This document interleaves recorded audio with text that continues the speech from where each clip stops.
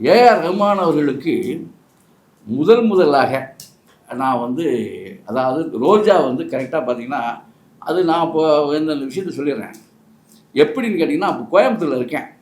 ஏன்னா சினிமாவில் சான்ஸ் எல்லாம் கிடைக்கல அப்படின்ட்டு வெக்ஸ் ஆகி கோயம்புத்தூரில் ராஜவீதியில் எங்கள் சித்தப்பா வீடு, அங்கே போய் நாம் இருக்கும்போது அங்கே என் கூட பழகியவர்கள்லாம் சேர்ந்து என்ன பண்ணாங்க, சினிமாவுக்கு போகலாம் அப்படின்னாங்க.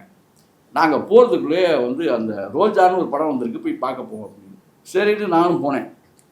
அப்படி போகும்போது அந்த படத்துடைய டைட்டில்லாம் போயிடுச்சு. கேஜி தேட்டரில் போட்டிருந்தாங்க, ரைட்டு. கேஜி தேட்டரில் அந்த படம் போகுது. அப்போ போய் உட்காந்து படம் பார்க்குறோம். நாங்கள் போகும்போது அந்த டைட்டில் போயிடுச்சு. அந்த அந்த அந்த இதோடு முடிஞ்சு ஸ்டார்ட் பண்ணுறாங்க.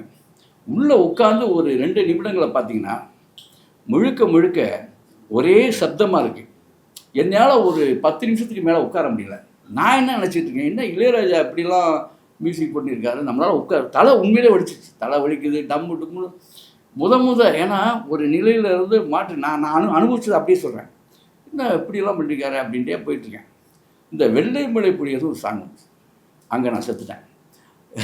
அதாவது நான் நேரடியாக சந்திக்கும் பொழுதும் அதுதான் சொன்னேன்.